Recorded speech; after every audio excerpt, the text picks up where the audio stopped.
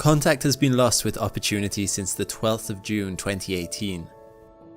This pioneering rover survived an incredible 15 years on Mars's harsh surface, when finally a global dust storm blocked the sunlight from hitting its solar panels for several months. This video is a recap of Opportunity's entire mission, from its first landing to the final dust storm, with all the challenges it overcame and discoveries it made along the way. By the end of this video, I think you'll agree with me that it was a remarkable mission and that it contributed a huge amount to our knowledge of the Red Planet. And it's this knowledge that has paved the way for the missions we are seeing today, like Perseverance. It answered questions like, did Mars once have a more substantial atmosphere? Did it have huge bodies of liquid water on its surface? And was it once more like Earth? And if so, what changed? I'm Alex McColgan and you're watching Astrum, and together we will follow the record-breaking journey Opportunity took on Mars. Let's start right at the beginning. Having launched on a Delta II heavy spacecraft, Opportunity landed on the other side of Mars from its sister rover Spirit, about 3 weeks after Spirit had already landed. Opportunity used a parachute to slow itself on its descent, and fired some rockets just before it landed. The effects of the rocket firing are evident from this lighter patch of ground, as seen by the Mars Global Surveyor. Opportunity first bounced, and then came to land inside a tiny 22-meter crater, now known as Eagle Crater, with the heat shield and parachute ending up a few hundred meters away. NASA scientists were so excited by this that they called the landing a hole-in-one, although they weren't actually aiming for this crater. They didn't even know it existed until they got there, as Opportunity actually landed about 25 kilometers away from its intended target. As Opportunity emerged from its protective shell, the first thing it did was have a look around. Opportunity is equipped with a panoramic camera, which it can use to survey the area. It saw some outcrops only a few centimeters tall, made up of extremely fine dust, each grain far smaller than the grains typically found in Earth's sandstone. Opportunity and Spirit were primarily on Mars for its geology, the end goal being to see if Mars was ever a place that was conducive to life. The way that they did that was by looking at rocks for evidence of water, thus giving scientists an idea of what Mars might have been like millions of years ago, as rocks contain clues about their history. Opportunity explored the outcrop closely over the course of the next few weeks, already discovering evidence that in the past some kind of moving current had made the bedrock dip, although it wasn't clear if it was water that had done this, or volcanic flow, or wind. You can see this in this image, as the thin rock layers are not parallel to each other. On Sol 30, or Opportunity's 30th Martian day on its surface, it got close to the outcrop and used its rock abrasion tool to drill into a section of the rock face. As it did so, it found something known to geologists as vugs, or voids in the rock, the result of crystals having been eroded away.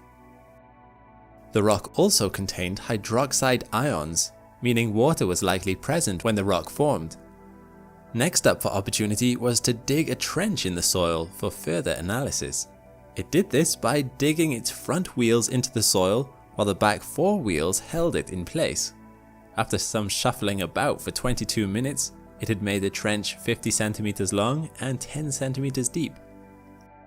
Under the top layer of soil were some things it had not seen before, including shiny little pebbles and grains so small this microscopic image can't even distinguish between them.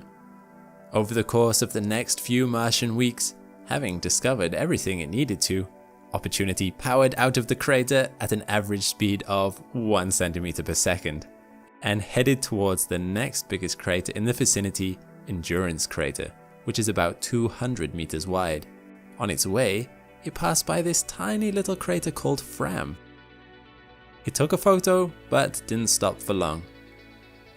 On Sol 84, it reached the edge and had a look inside. Mission planners already knew that Endurance had many layers of rock to be investigated and wanted to have a closer look at them.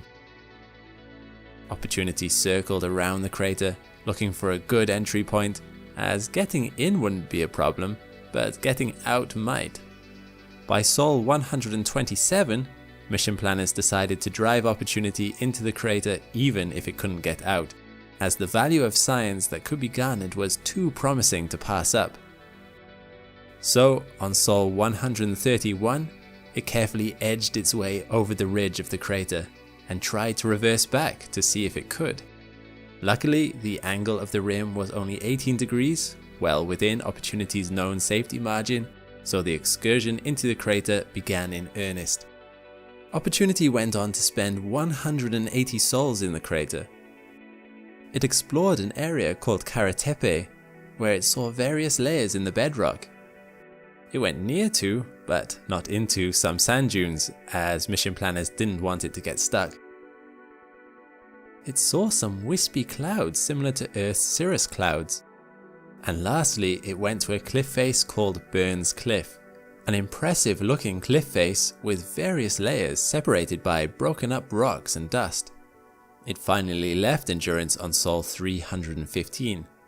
During the time there, the data collected by Opportunity meant that scientists were able to confirm that water didn't just cover this area once, but it was in fact episodic in nature, with floods that would have washed across this landscape before drying up again. At any rate, the water here would have never been that deep. After that substantial discovery, the next stop on its adventure was to investigate its own heat shield. On the way, it came across a rock that was later confirmed to be a meteorite named Heat Shield Rock.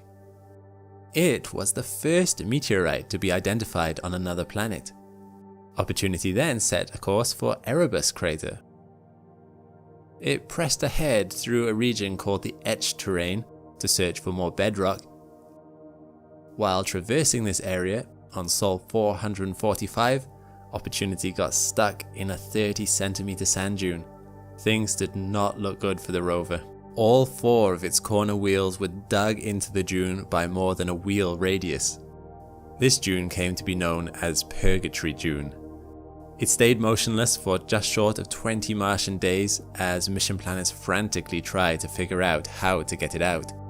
They simulated the scenario on Earth and tried various methods before they ordered Opportunity to try anything. On Sol 461, the rover advanced a few centimeters to see if it was doing what their tests had predicted. Over the course of the next 20 Martian days, Opportunity moved a few centimeters, took a photo of the progress, and sent the results back to Mission Control. By Sol 483, Opportunity had successfully escaped the dune and all 6 wheels were on firmer ground. It would have been disappointing if it had travelled for a year on Mars just to get stuck by a 30cm dune. Opportunity studied Purgatory Dune for another 12 Martian days before setting off again on its way to Erebus Crater. During its journey, mission controllers uploaded updated software to Opportunity to prevent it from getting stuck again. With software designed by learning what happened from the experience at Purgatory. With this new software update, it was ready to carry on its adventure at Erebus Crater. As Opportunity approached Erebus, it came to sections of ground where the bedrock was exposed. Mission controllers named this section the Erebus Highway. As we know, Opportunity's main mission was to search for signs of water on Mars, clues of which can often be found in the planet's rocks. It used its rock abrasion tool to carve circles into the bedrock, and with its microscopic camera, it compared the different structures of the rock to search for evidence of water. You'll notice by here that Opportunity's tracks are in front of the rover. This is still the front camera, but sometimes mission controllers drive Opportunity backwards to even out the wear and tear on the equipment. Erebus is a very old and eroded crater, filled with sand with only a few outcrops showing. You may not have been able to tell it's a crater from the ground perspective because it's so shallow and eroded. It only really becomes visible from the satellite photos. It is about twice as big as Endurance Crater at 350 meters in diameter. but Opportunity never actually went inside the crater as there was only more dunes in it. Instead, it stuck to the rim, avoiding larger dunes as it went. Even while carefully maneuvering around these dunes, it hit some soft sand and its wheels sunk in. Luckily, the software that was installed only a few weeks previously noticed that the wheels were slipping and it stopped its drive command. You see, Opportunity is not controlled in real time by a person on Earth with a joystick. There is too much latency for this, between 6 minutes to 40 minutes depending on the proximity of Earth and Mars. So instead, Opportunity is given drive commands. Using these same navigational images you see here, and comparing it with satellite-based imagery, mission controllers command Opportunity to drive forward a certain distance, where it will then take a new photo to show its progress. The software that prevented Opportunity from getting stuck meant that mission controllers could get the rover to reverse out without another several-week delay. During Opportunity's time there, it collaborated with ESA's Mars Express orbiter. The Mars Express images the surface of Mars from orbit to search for different types of materials. Without actually sampling the surface, the data it collects can be hard to interpret. Opportunity, however, can physically interact with the surface material, confirming whether what the Mars Express data showed was correct or not, helping them to refine their future observations. While Opportunity was near Erebus, it was also able to see an incredible transit of the Sun from Mars's closest and biggest moon, Phobos. As it was still making its way around Erebus crater, a big dust storm hit, and Opportunity went dark for a few days. Very interestingly, you can see the difference the dust storm made to the rover as the camera goes from having a clear image to having some dust particles visible. Also, dust settles on the solar panels, meaning it can't generate as much electricity. Very fortunately though, Mars has occasional cleaning events, where wind or even a dust devil will pass over the rover, blowing the dust off the solar panels and camera. Because Mars is so dry, this dust is not at all adhesive, and the dust is so fine, almost as fine as cigarette smoke, that it doesn't take much at all to shift it off. You can notice this cleaning happen over time too if I speed up the footage. Look at this fleck of dirt here, and how it disappears over time. Opportunity doesn't have a means of clearing this dust off by itself, so it has always relied on these cleaning events happening, which, thankfully over the course of the 15-year mission, they did. Sadly, however, during the time at Erebus, Opportunity encountered its first mechanical fault. Its arm was getting stuck all the time, as you can see here. There was a broken wire, although the motor still worked if it was given more power. After careful deliberation, engineers decided the best thing to do would be to only stow the arm away while traveling long distances. Over short distances, it would be kept in a hover stow. This replica is being used to test how it can travel with the arm out in this hover stow position, where the arm is out but it bends back at the elbow towards the rover. They thought it would be better to have the arm stuck while it was out rather than to try and stow it away to find it can never be used again. At least it would be somewhat functional like this. Over the course of the mission, up until this point, it was also encountering a problem with a heater for a motor in the arm that wouldn't turn off.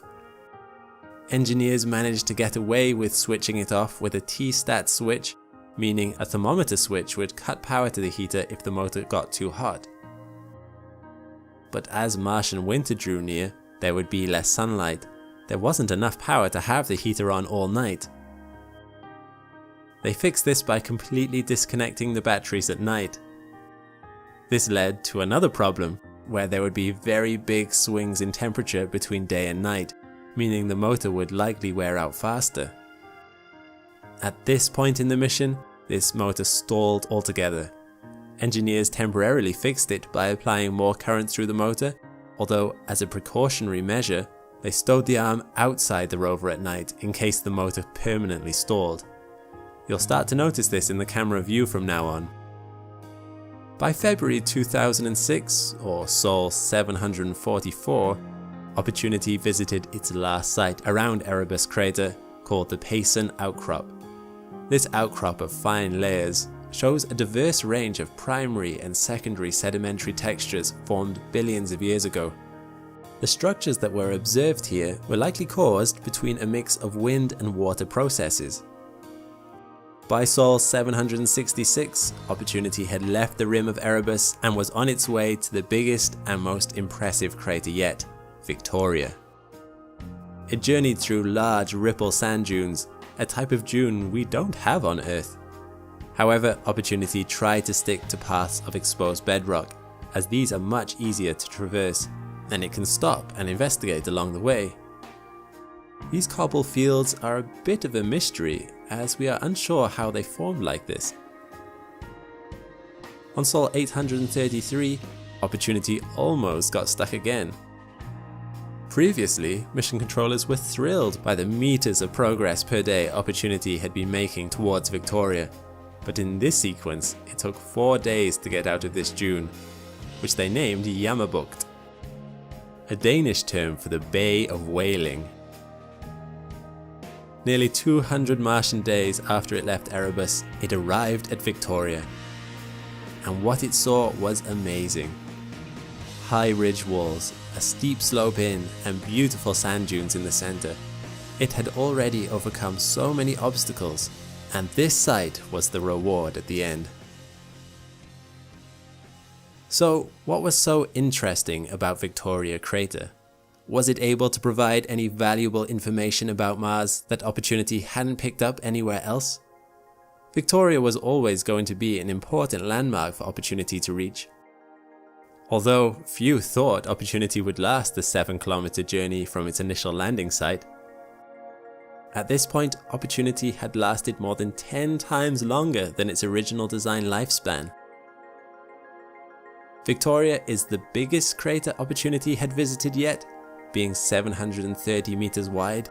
It was also the deepest, meaning ancient bedrock outcrops along the walls of the crater were exposed to the surface. Exposed bedrock contains the clues to Mars's past that Opportunity was looking for. Also, as you can see, Victoria made for an impressive sight, especially in contrast to this otherwise flat plain that Opportunity had landed in.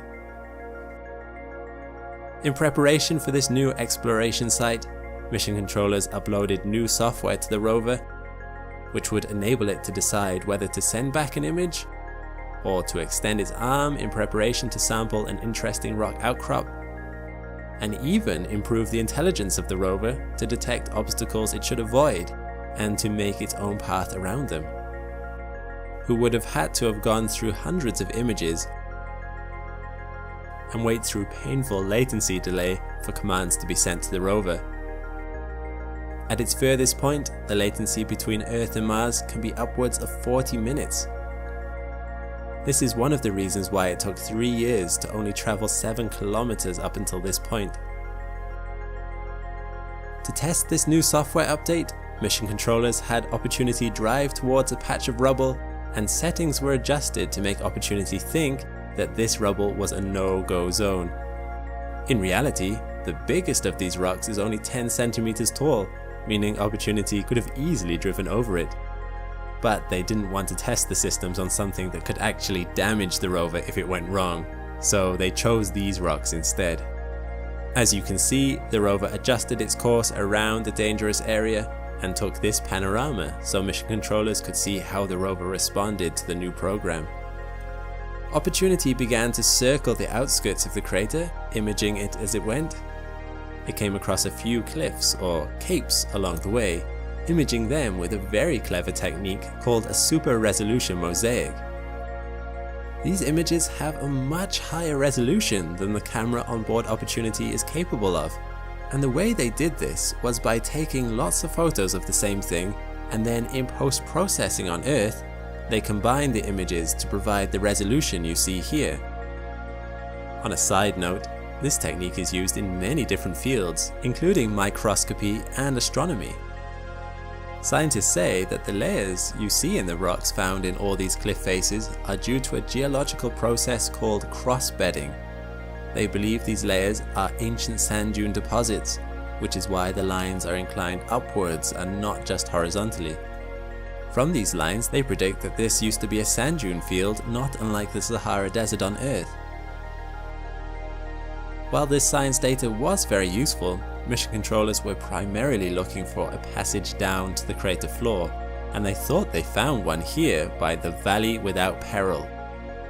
On closer examination though, it was decided that the slope was too steep. Opportunity investigated a couple of cliffs while it was there, and even came across another meteorite called Santa Catarina, before mission controllers decided to drive the whole way back to the original arrival point at the crater to try and head down by there. This site was chosen because the slope was within the safety limits of the rover, plus the ground was made of flat, exposed bedrock, which meant it wouldn't have much wheel slippage. On the 28th of June 2007, or 1,200 sols into the mission, Opportunity prepared itself for its descent. But just as it perched itself on top of the slope, the biggest dust storm Opportunity had seen yet rolled in, decreasing the brightness of the sun by 96%. That's not quite as bad as it sounds, as the dust also scattered some of the sunlight towards the rover too, meaning it was generating 128 watts on the darkest day compared to its usual 700 watts on a clear day. But this is bad news for a solar-powered rover. That kind of power level isn't enough to keep the rover going. In fact, anything under 150 watts means the batteries begin to run flat. So operations were cut back substantially until the storm was over, and Opportunity was commanded to only communicate back to Earth once every 3 days. If the batteries did run flat, the components on board Opportunity could be damaged due to the intense cold on the planet during the night. Typically, the motors have heaters powered by the batteries during the night to keep the motors warm. If the batteries run flat, there would be nothing to stop there being extreme temperature differences between the night and day. At the equator, anything up to 20 degrees Celsius during the day, and minus 75 degrees Celsius at its coldest at night, which would damage the sensitive components. The reason for this temperature variability is because, although Mars does have an atmosphere, it is 100 times thinner than Earth's, meaning it is not anywhere near as good at retaining the heat it absorbs during the day. Going back to the batteries, if they reached a critical level, Opportunity was also designed to trip a low power fault.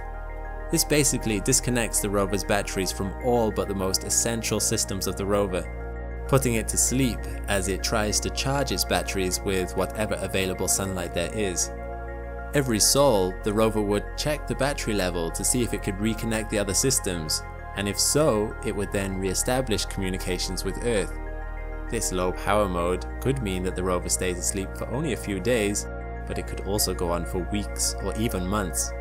Chances are at that point, even if it did switch back on, too many of its components would be broken and it wouldn't be able to function anyway. Back to the dust storm. At the start of July 2007, mission controllers initially thought it would only last a week, but by the 15th of July, the storm had reached its peak. These are true color images showing a time lapse of the storm, and as you can see, it does get very dark. Thankfully, the severity of the dust storm was not quite enough to trigger the low power fault this time, although it did get worryingly close for a while. Eventually, by the 21st of August, or Sol 1271, the storm had cleared enough so that Opportunity could start to move forward again. Sol 1291 saw Opportunity finally enter the slope of the crater, but like it did before with the previous crater, just after it entered, it backed out again to assess the amount of wheel slippage from the slope. As it happened, wheel slippage did exceed the mission controller's threshold of 40%, so the rover stopped with 2 of its wheels still over the lip of the crater. After 2 days of decision making, mission controllers decided to press ahead regardless, and an extended exploration into the crater began. As Opportunity descended, it took some time to investigate any interesting looking parts of the exposed bedrock. It also took some images of the cliffs on either side of it. I think these images showcase just how steep this slope that Opportunity is sitting on, roughly 20 degrees. Opportunity didn't venture too far into the crater, as only sand dunes were found towards the base. It spent its time examining this light patch of bedrock, taking various pictures and using its rock abrasion tool to investigate the rock structure. It was determined from the data Opportunity collected that this area was likely not ever so hospitable to life. So mission controllers picked the next waypoint on their journey, Endeavour Crater. If you thought Victoria was big, look at this mammoth. Endeavour was thought to contain some clays, meaning water was once there, so Opportunity started its journey out of Victoria. At this point, on Sol 1502, Opportunity encountered another fault with its arm. No matter how much power they put into the joint, the arm wouldn't move from its stowed position under the rover. Sol after Sol passed and the joint refused to move, until they determined the time of day the joint had the least electrical resistance, which was just at dawn before the heater for the motor switched off during the day. When that time came, they put as much power as possible into the motor and it worked. Not risking ever stowing it away again, engineers had to determine how to maneuver the rover safely without risking damage to the arm. Opportunity then began its 2-year trek towards the Endeavour Crater. This is Endeavour Crater, a huge but shallow crater at 22 kilometers across and 300 meters deep. But why Endeavour Crater? Due to the distances involved, it would take a long time for Opportunity to get there. So what's so special about this place compared to anything Opportunity had seen before? The most compelling reason, and indeed one of the science goals of Opportunity, was to find evidence of past oceans on Mars. At this point, in 2008, the theory that Mars once held an ocean on its surface was only just starting to get solid evidence thanks to the Spirit and Opportunity rovers. Opportunity at this point had discovered that water once existed on the places it had visited, but these places were no more than shallow floodplains which dried up periodically, not a true ocean. On the other hand, the Mars Reconnaissance Orbiter had spotted what was believed to be clays around Endeavour Crater, clays being hydrated minerals which could have only formed from water being on the surface for extended periods there. Could Endeavour have been part of a more permanent ocean? And if there really was a surface ocean, are there clues to indicate that it could have harboured life? Mission controllers had to find out. And so, Opportunity left Victoria Crater and began its arduous journey south. The mission team were determined to reach their destination as quickly as possible, while also keeping a lookout for anything of interest along the way. Opportunity made good time across the Meridiani Plains, and by Sol 1818, it had travelled more than 3 kilometers. Nothing noteworthy really happened until Sol 1947, where a large rock was spotted. The mission team decided to investigate, discovering that it was a meteorite which they named Block Island. In fact, large rocks seemed to be the only thing to keep Opportunity busy, later spotting another one called Shelter Island, and a third called Marquette Island.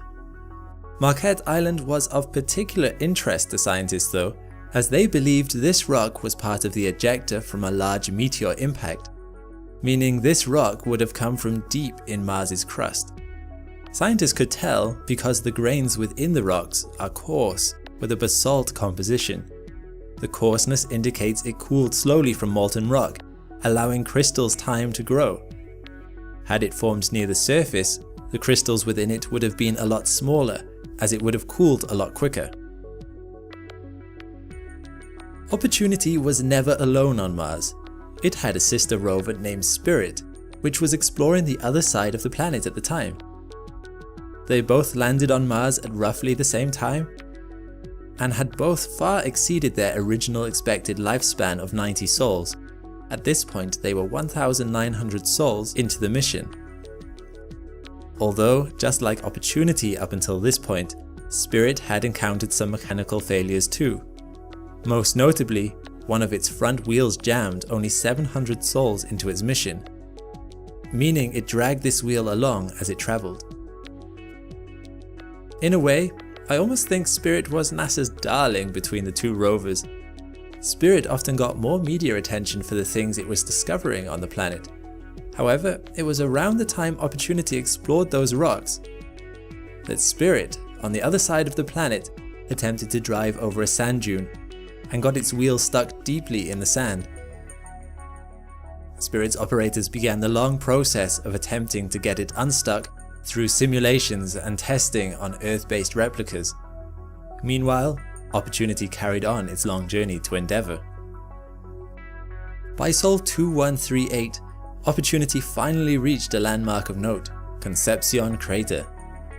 It is only 10 meters wide, but probably the youngest crater visited yet, evidenced by the exposed rubble and ejecta. Nothing particularly new was found there compared to any of the bedrock Opportunity had examined in the past, which was simply sulfate-rich sandstone containing peppercorn-sized spheres known as blueberries. At least the crater provided a contrast to the vast expanse of rolling sand dunes. 8 months had passed since Spirit got stuck in the dune. The sand that enveloped its wheels was particularly fine, and the process of excavating Spirit was exasperated by its jammed wheel. During this recovery process, another of Spirit's wheels jammed, meaning only 4 of the 6 now worked. The Martian winter approached for Spirit, and it was getting less and less sunlight to power its batteries, until finally a low power fault occurred on the rover and its systems disconnected from the battery. Spirit went silent.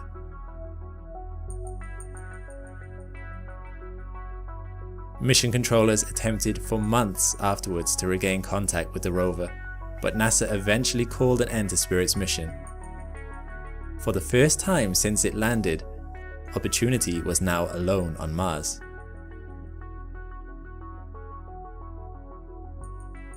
Opportunity's long slog over kilometers of sand dunes to reach Endeavour was becoming taxing for the rover.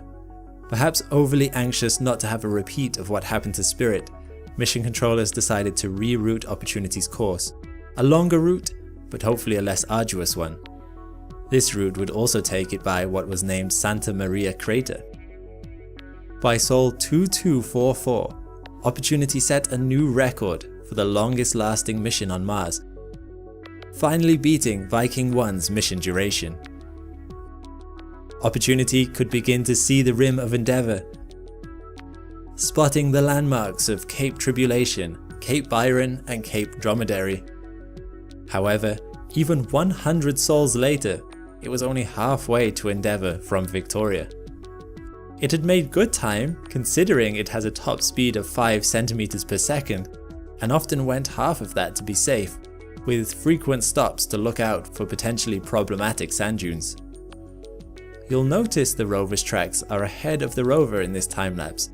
This is because there is also a navigational camera on the back of Opportunity, allowing it to drive forwards or in reverse to evenly distribute wear and tear on the motors. Although, another reason right now was to protect Opportunity's extended arm, which, as I mentioned in the last episode, got stuck in this position. On Sol 2449, Opportunity finally arrived at Santa Maria Crater. It's a 90-meter wide crater and was important to mission controllers as there was already evidence here of hydrated sulfate minerals.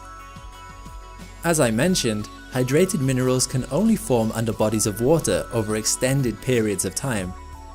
So this was an exciting precursor to what they really wanted to investigate around Endeavour, which was still a tantalizing 2-year journey away. Opportunity also stopped here to take a spectacular time-lapse of a Martian sunset or two, with one of the time-lapses showing a transit of Mars's biggest moon Phobos across the sun. Over 2 years had passed in just this one episode.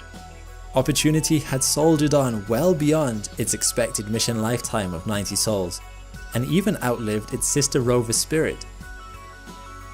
It and the mission team had earned a rest at Santa Maria, and they all spent 3 months happily examining rocks and unlocking secrets about the history of Mars.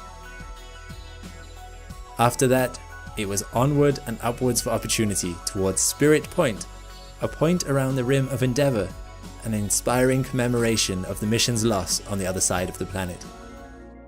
After spending 3 fairly uneventful months at the Santa Maria crater, Opportunity headed towards the closest hill on the crater rim, known as Cape York. Along the way, it came across a few small craters, some of which were very young, with ejecta from the impact strewn across the place. But Opportunity didn't stay for long. Approaching Endeavour, Opportunity was finally able to see some variation in the landscape after years of simply crossing flat plains of sand dunes. Peaks and capes started to rise up on the horizon as Opportunity approached the crater rim. On Sol 2709, Opportunity finally arrived at Cape York, and specifically a place known as Spirit Point, named after Opportunity's sister rover that had come to the end of its mission on the other side of the planet only a few months previously. Opportunity had travelled over 30 kilometers up until this point, 50 times further than the original planned mission distance. Mission planners decided not to go into the crater, as points of interest were again found around the rim of the crater. Bedrock is exposed to the surface there, which allowed Opportunity to study the oldest rocks it had seen so far on this journey. It was also around these peaks and capes along the rim where the hydrated minerals or clays were detected by the MRO. Perched on top of Spirit Point, Opportunity looked over Endeavour, providing a perspective about just how big this crater is. From the onset, Opportunity began discovering phenomena never before seen on Mars. You may remember from the previous episodes that the soil found around the areas Opportunity had thus far explored contained countless smooth, tiny, round rocks, nicknamed blueberries. Around Endeavour, no blueberries were to be found. Instead, the soil looks much coarser, the rocks sharper and not as rounded. Mission controllers were so impressed by the variation of this area compared to the initial landing site that they said that this section of the mission provided the equivalent of a second landing site for the price of one.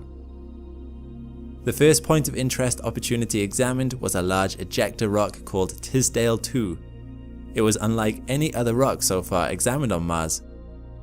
It had volcanic characteristics, but contained more zinc and bromine than previously seen. It was determined to be a type of breccia, old rock fragments having been fused together. This was further evidence for water. The impact that threw this bit of ejecta likely released hot underground water that deposited zinc in the rock. Just a short distance from Tisdale II, Opportunity discovered perhaps the most conclusive evidence that water existed on Mars thus far. Can you guess what it is from this picture? Look closely at the bottom of this image, and you'll see a thin white line exposed in this outcrop. A close-up examination of the vein revealed it to be gypsum, the alpha particle X-ray spectrometer on the rover's arm detecting the minerals calcium and sulfur, together making calcium sulfate. They named this vein the Homestake deposit, and it likely formed from water dissolving calcium out of volcanic rocks, which combined with sulfur, and was then deposited as calcium sulfate into an underground fracture that later became exposed at the surface. The impact that threw Tisdale II likely had something to do with this vein as well. If this is the case, it shows that water once flowed through underground fractures on Mars. Later analysis of the data Opportunity collected showed that not only was this likely to be gypsum, but also that the water here would have been much less acidic than it would have been around other locations on the planet, meaning it could have been more conducive to life. Martian winter was soon setting in, meaning shorter days and a lower sun in the sky. For a solar-powered rover that can't adjust the angle of its solar panels, this is not the ideal situation, but for the first time since the mission began, Opportunity had the opportunity to spend the winter on a slope aimed towards the sun, meaning that for this winter it would be confined to an area named Greely Haven. This area was not only aimed towards the sun, but it was also rocky, meaning Opportunity had a lot it could examine during these few months. This 360-degree panorama shows the tracks of Opportunity as it carefully navigated its way to its winter lodgings. The fact Opportunity had to wait a few months in one spot was actually handy, as the Musbauer spectrometer in the rover's arm uses radiation from cobalt-57 to determine the composition of a sample. However, cobalt-57 has a half-life of only 9 months, which wouldn't have been a problem for a 3-month mission.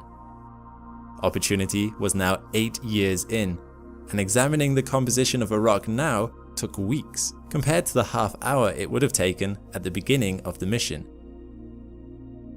When it was not examining rocks, it could also use the time to study tiny wobbles in the rotation of Mars to gain insight about the planet's core. It requires weeks of radio tracking the motion of a point on the surface of Mars to measure changes in the spin axis of the planet, something which couldn't be done before as Opportunity was always on the move. The wobbles they were looking for would indicate whether the interior of Mars is still molten or not. Opportunity's weight also meant it could examine the effects of wind on the dunes of Mars from a ground perspective, even at the microscopic level, using the microscopic camera on the rover's arm, checking for slight changes over the months it was stationary. Months had passed, and winter was turning again to summer. On Sol 2947, Opportunity moved again for the first time since it set up camp in Greely Haven. Luckily, everything that was functioning from before seemed to still be functioning, and Opportunity headed out to the next point of interest. MOR data suggested clays were present in this area, and the mission team were determined to find it. A beckoning outcrop was spotted around Sol 3057, and the microscopic camera revealed something about it that no one was expecting. Much like Opportunity's landing site, these smooth, polished blueberry rocks were observed. However, this time they were very much a part of the rock. They were also smaller than what Opportunity had seen before, only a few millimeters in diameter, and not rich in iron like the landing site blueberries. A few of the exposed blueberries observed had been eroded away, revealing their internal structure. Scientists describe these blueberries as crunchy on the outside and softer in the middle. They are different in concentration, they are different in structure, they are different in composition, they are different in distribution. It was quite the mystery. Opportunity had just one more place to visit on its trip around Cape York, and that was the clay patch dubbed Whitewater Lake. On its way there, the Earth and Mars were just going through a phase called solar conjunction, where Mars is behind the Sun, which blocks communications between mission controllers and the rover.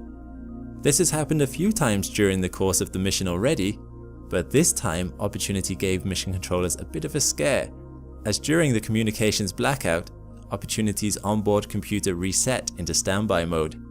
Thankfully, communications were restored, Opportunity booted back up properly, and it carried on to Whitewater Lake. And it was there Opportunity discovered Esperance, the pale rock in the upper center of this image, which is about the size of a human forearm.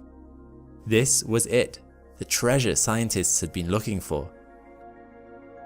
Esperance's composition was found to be higher in aluminium and silica, and lower in calcium and iron, more so than any other rock Opportunity had examined in more than 9 years on Mars.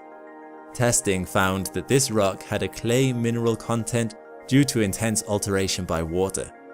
Opportunity spent weeks here, making sure the measurements were correct, getting everything it could get done before Martian winter came around again. Sights were set on a place called Solander Point, a sun-facing slope on the next hill 1.5 kilometers further south. Opportunity left Cape York on Sol 3344, having spent 9 Earth years, or 5 Martian years, on Mars's surface. It found the best evidence out of any Mars mission that neutral pH water once existed on Mars. Even though this huge discovery had been made, Opportunity still had a lot ahead of it. mission controllers wanted more evidence of water, and they had their sights set on Solander Point, about 1.5 kilometers further south from Esperance. Martian winter was starting to come around again, which brings with it a reduction in sunlight, from the length of the day to the angle of the sun in the sky. To maximize the generation of power for the little rover, Solander Point was chosen as it's a north-facing slope, meaning as Opportunity explores the area, its solar panels would be angled towards the sun too. It was also believed to contain more evidence of hydrated minerals and exposed layering in the rocks, as spotted by the Mars Reconnaissance Orbiter. 1.5 kilometers doesn't seem so far away, but Opportunity was a slow rover with a top speed of only 2 centimeters a second, and it often traveled half that just to be safe. Scientists didn't want it to crash into rocks or get stuck in sand dunes, so Opportunity would move forward a bit, look around for hazards, and repeat the process. Along the way, the floor underneath the Opportunity looked very peculiar. It was primarily large chunks of rocks, smoothed off at the top with sand and dust filling the gaps, almost like a random mosaic. Flat rocky ground is the ideal terrain for Opportunity, so it made good progress on the way to Solander Point. Much like the rest of the mission, blueberries were spotted again, rounded rocks a centimeter or two across. By Sol 3390, Opportunity made it to its winter lodgings and began work on the slope. Even while working here, energy production was very low, hitting only 270 watt-hours per day. Any lower than that, and the rover would have gone into a type of hibernation mode. This was due to the Martian winter, but also because dust had been settling on the rover's solar panels, and there hadn't been a cleaning event for a while. This low power mode meant the work around Solander Point was slow, and it wasn't until Sol 3530 that a cleaning event finally pushed energy production up to 370 watt-hours per day. Cleaning events occur when wind blows extremely fine dust off the panels. Because Mars is so arid, there's nothing adhesive about the dust. So even though Mars's atmosphere is so thin, these dust particles can be easily blown off, a bit like blowing dust off the cover of a book. Dust settles on the rover over time, especially during the massive dust storms that are so big they can be seen from space. Around Sol 3519, Opportunity spent the day examining a surface target. However, embarrassingly, the mesh they used to calculate the distances of objects to the rover was wrong, meaning the instruments on the arm were off by about 5 centimeters. So the images taken were blurry, and the alpha particle X-ray spectrometer couldn't properly detect what it was looking at. This was quickly rectified, and the usual crisp images started coming back to Mission Control again. A bizarre discovery that was noticed just a few sols later was something known as Pinnacle Island. Opportunity often took days to examine certain patches of ground, but scientists noticed some variation between one photo and another taken a few days later. This rock seems to have appeared out of nowhere. Mission controllers weren't so impressed though, putting it down to a nearby meteorite impact, or even Opportunity bumping the rock into place with one of its wheels.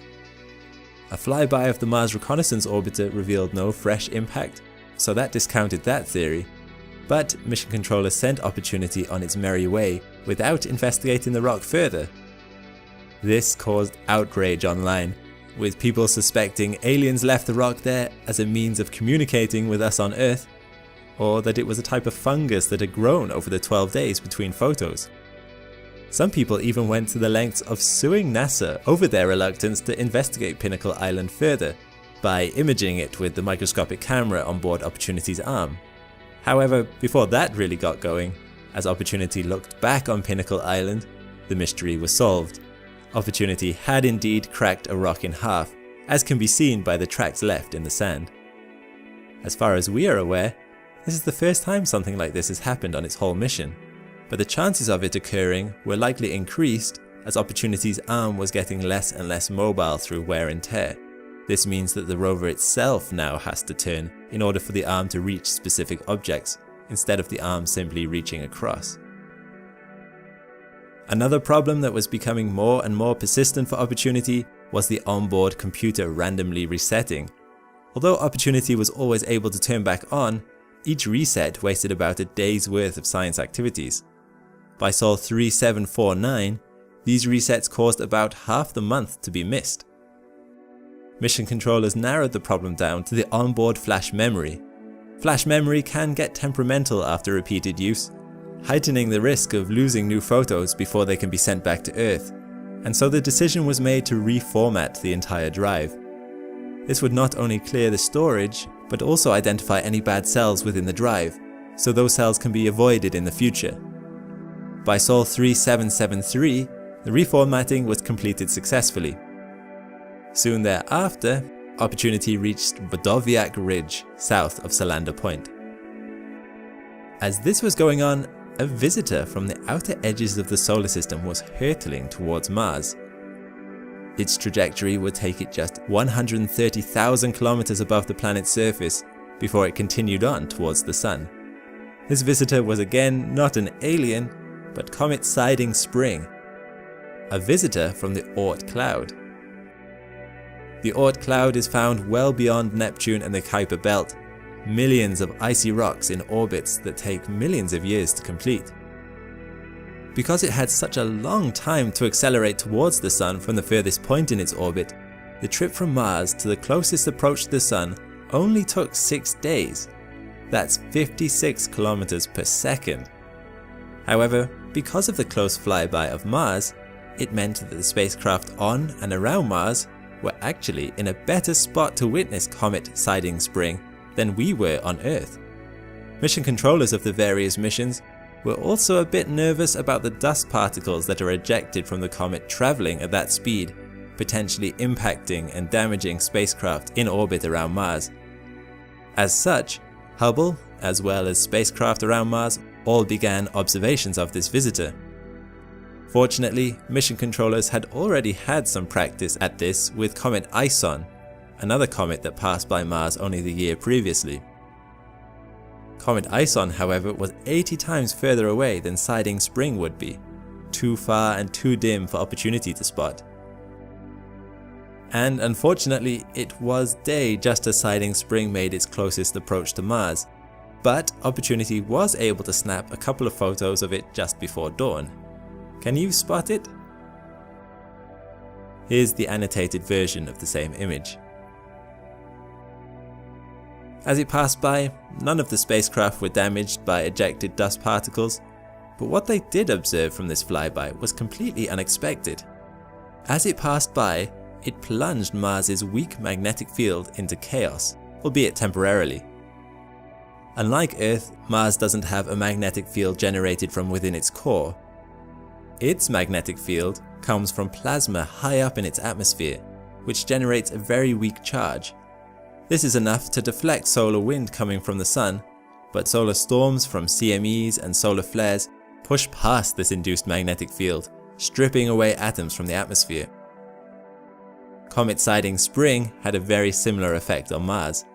Comets are also surrounded by a magnetic field, again induced from interactions with solar wind, this time with the comet's atmosphere, or coma.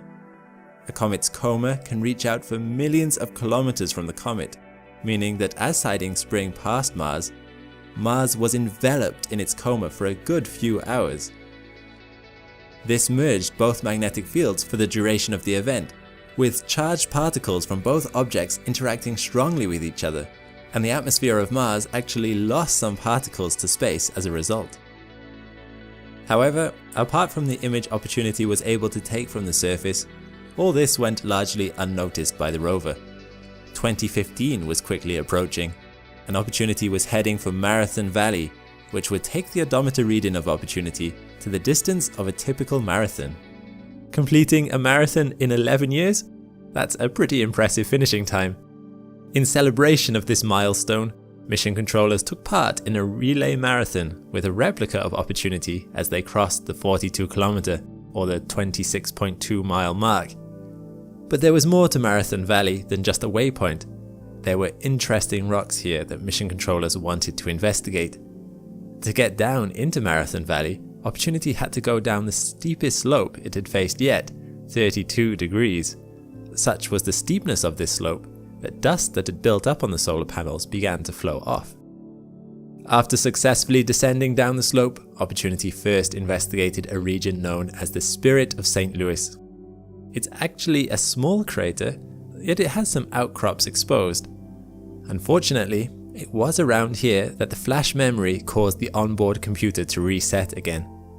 Although mission controllers had narrowed down the problem to a specific cell bank on the flash drive, quarantining this section apparently hadn't completely solved the problem. The solution had helped somewhat though. A reset once a month is a lot better than the few times a day they were getting before the reformatting and quarantining. Eventually though, engineers decided to bypass the flash memory altogether and operate the rover in RAM-only mode. The danger there though was that RAM gets wiped if the computer switches off, meaning any scientific data not transmitted back to Earth is at risk of being lost forever should the onboard computer turn off. The northern edge of Marathon Valley was a ridge named Hinner's Point. To the south was a ridge named Knudsen Ridge. In these regions, Opportunity was again looking for clays, past evidence of liquid water oceans on Mars. Mission controllers detected clays on these ridges from orbit with the MRO, which correspond to these reddish areas seen in the enhanced color versions of these photos. Opportunity found these rocks to be brittle and to disintegrate a lot easier than other rocks it had previously observed, as well as having unusual compositions. They were unlike a lot of other rocks in the area. Although data collection was constant here, it was also extremely slow going. The alpha spectrometer on Opportunity's arm was losing its potency, meaning sample analysis that would have taken minutes at the beginning of the mission would now take in days or weeks. This was also combined with Opportunity's temperamental onboard computer, which was really starting to struggle. As a result, it took Opportunity well over a year to get through Marathon Valley. It began to head deeper into Endeavour and was greeted with a spectacular sight. A dust devil was spotted on the crater floor. Spirit, Opportunity's sister rover, had seen dust devils in the past, but they were a lot rarer for Opportunity. It is believed that dust devils passing over the rovers had been responsible for the occasional cleaning events that removed dust off the rover's solar panels. Opportunity's next goal was again found further south, a gully that scientists believe might have been carved out by water. A gully had never been closely examined by a Mars mission in the past, so scientists were excited by what they might find. But getting there was tricky. On its way down the crater rim, it passed through a gap in this ridge named the Lewis and Clark Gap, down Bitterroot Valley to Spirit Mound. On its way down, it took some spectacular panoramas of various ridges overlooking the sand dunes stretching across the crater floor. Upon reaching Spirit Mound, Opportunity had been on Mars for well over 4,500 sols, roughly 12 Earth years.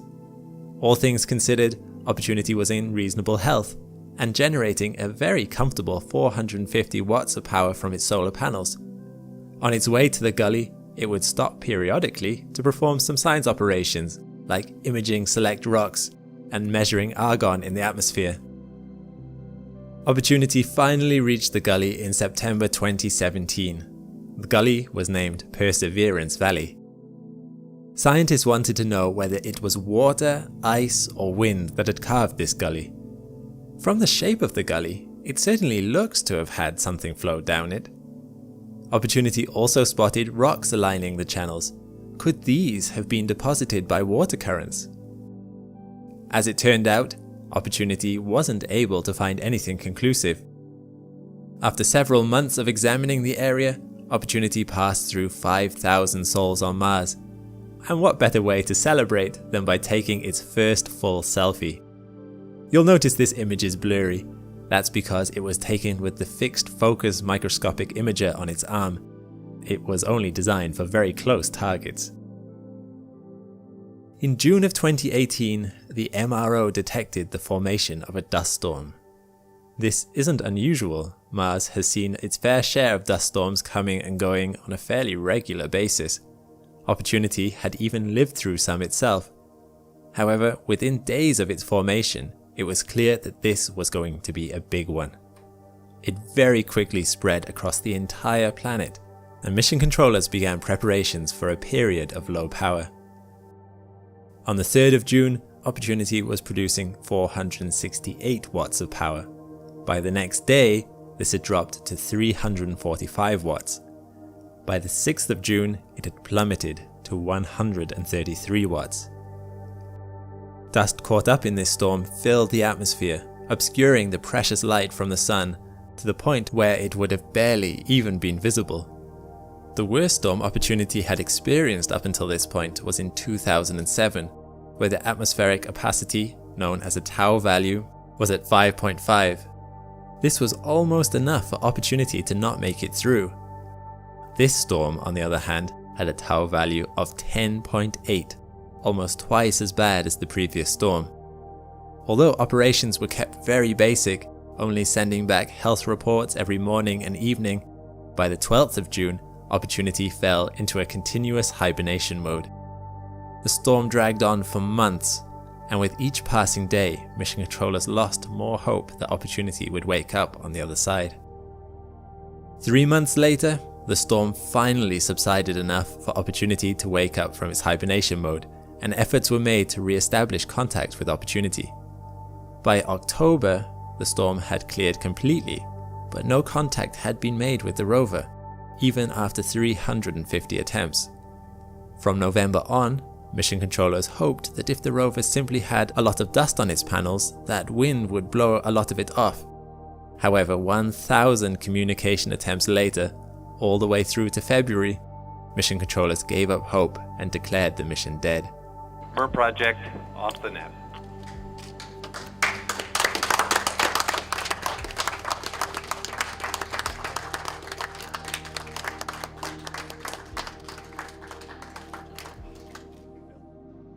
The 15-year, or 5,352 Sol Mars mission had finally ended.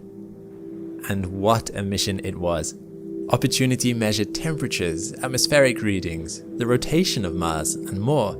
However, the real prize was the definitive proof that Mars was once a world similar to our own, in that it held stable bodies of liquid water oceans on its surface in the distant past. While we may take that for granted now, when it was first confirmed, it was truly groundbreaking. Shortly before communication was cut off, Opportunity was in the process of sending back one last panorama of its final resting place. Its famous last communication was poetically translated to be, "My battery is low and it's getting dark," and its final image was of the sun obscured by the dust. And there we have it, a recap of the entire Opportunity mission.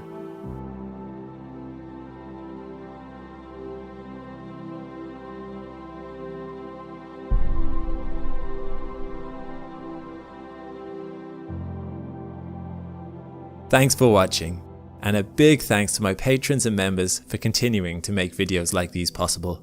If you want to support Astrum 2, find the link in the description. Subscribing and liking also goes a long way if you want to support in other ways.